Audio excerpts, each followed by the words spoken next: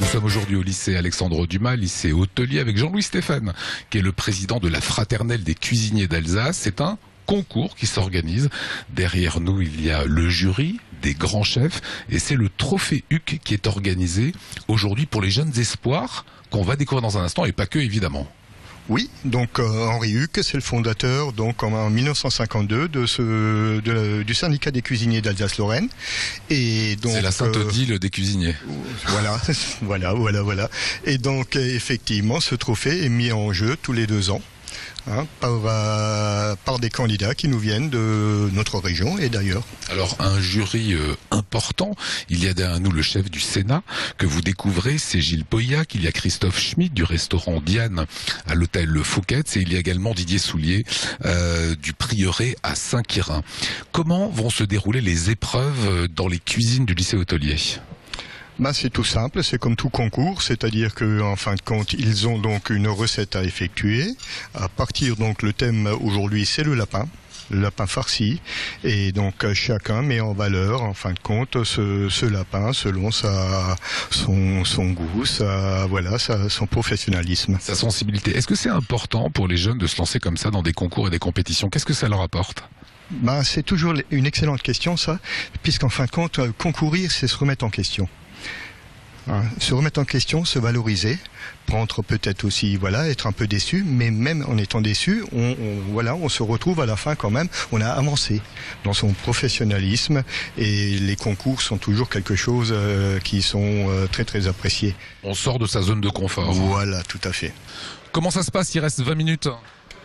Ça se passe bien. Je suis dans le timing, mais ça va être compliqué sur la fin, je pense. Pourquoi ? Tout a réchauffé au même moment, un peu de stress quand même, et voilà. C'est compliqué de faire du lapin ? Ça va. C'est pas trop compliqué si on s'entraîne. Il reste un petit quart d'heure, comment ça se passe ? Ça va aller, ça va être juste mais ça va aller. Un peu de stress ? C'est normal. Voilà Christophe, membre du jury, comment vous analysez ce que vous voyez là ? Là, on approche à une demi-heure de la fin des épreuves, donc là, on voit les candidats qui commencent à s'exciter un petit peu. C'est la dernière demi-heure, donc faut qu'ils commencent à finaliser, mettre un coup de propre, souffler un petit peu, et après penser à réfléchir au dressage et aux finalisations de la recette quand même. Ça se passe plutôt bien, concentré, et on va tout faire pour envoyer dans la demi-heure. Ça va, c'est à votre goût, c'est réussi ? Ça va, ça sera plutôt pas mal, on a bien travaillé dessus, donc ça pourra donner quelque chose de pas mal. Est-ce que ce type de recette, on les fait au Sénat ? Le lapin, pas trop. On en fait plutôt personnel, le lapin, mais généralement pour un déjeuner officiel, on s'abstient de le faire en tous les cas. Quand on est membre du jury et qu'on a fait des concours importants, et je pense à celui de Mauves, donc on sait ce que c'est la pression. On comprend la pression de ces jeunes qui ont 20-23 ans ? Ah oui, tout à fait, même doublement. C'est vrai qu'il n'y a pas forcément un niveau que vous passiez le meilleur ouvrier de France ou à leur niveau. La tension est la même, on a toujours envie de faire bien. Donc eux, ils vont monter.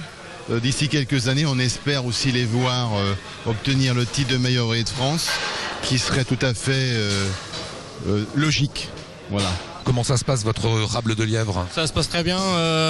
C'est un peu le stress du concours. Le commis, je suis tombé sur un très bon commis, j'ai de la chance, on est bien préparé. De très bonnes conditions de concours. L'envoi, c'est dans moins d'une demi-heure, donc ça se termine tout doucement. Pourquoi on s'engage dans la compétition, dans un trophée ? Qu'est-ce qui est important ? Pour se mesurer aux autres, voir où on en est. Toujours intéressant.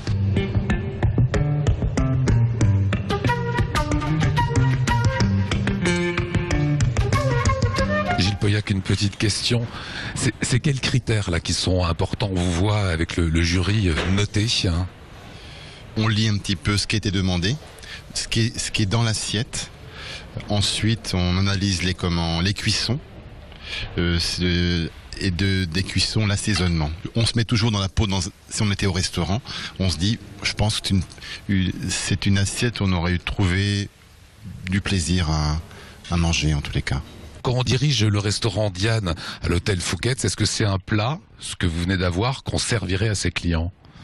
Oui, c'est un plat qui est très bon, qui est bien équilibré, on est quand même impressionné par le travail fourni, parce que ce sont quand même des jeunes qui ont à peine 20 ans, donc quand même du beau boulot de fait, quoi.